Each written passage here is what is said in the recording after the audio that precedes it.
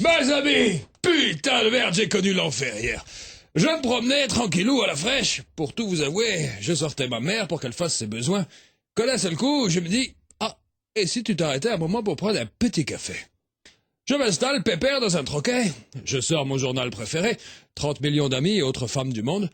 Je donne ça baba à la maman et je commande mon café schnapps. En attendant l'arrivée du serveur, je m'allume une petite Goldo, celle du matin, que je fume l'air distrait en pensant à Goethe. Puis de façon aussi soudaine qu'inattendue, on me tape sur l'épaule. C'était une femme laide à l'air sévère qui me dit « Vous ne pouvez pas fumer ici, monsieur !»« Mais si je peux, la preuve, regarde !» lui dis-je, l'air malin en tirant sur mon mégot. Elle tourne les talons, va parler au patron, un individu ventripotent qui la suit et me harangue. « Monsieur, cet établissement est classé 100% sans tabac. » Ah, écoute-moi bien le joufflu. Je suis là tranquille pour mon petit café schnapps, j'en ai pour 10 minutes à tout casser. Alors tu me laisses fumer mes 4-5 Goldo et je repars en payant sans faire d'histoire. Ça, c'est la première solution qui s'offre à toi. Deuxième cas de figure, tu insistes avec ton opération 100% pas de clope mes couilles là, et l'horizon s'obscurcit, crois-moi. Non seulement, je continue de fumer, mais là, je sors mon cigare au schnapps en plus, et je te coupe un doigt, je t'arrache un œil, je te fais pipi dessus, et je pars sans payer.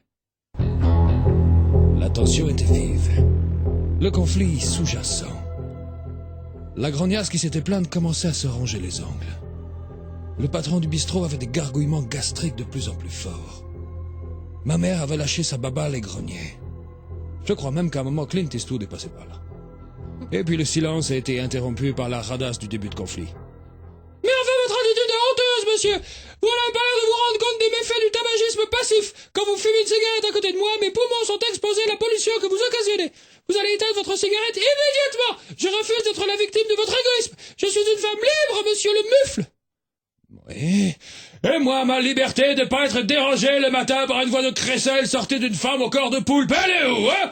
Et votre discussion de vieille poule frustrée avec votre ami sur la banquette, c'est pas de la pollution, ça peut-être? Moi aussi, je suis la victime de votre conversation pourrie, et pourtant, je ne dis rien. Alors tu vas en faire autant le boudin où ça va chier. Elle a repris son souffle pour surenchérir, et c'est à ce moment-là que ma mère l'a mordu à la gorge. Gêné mais prudent, j'ai profité de la pagaille provoquée par l'arrivée du SAMU pour me tirer.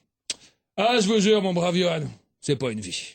Pourtant, les gens le savent bien dans mon quartier. La liberté de chacun commence quand Helmut y veut bien. Allez, auf Wiedersehen.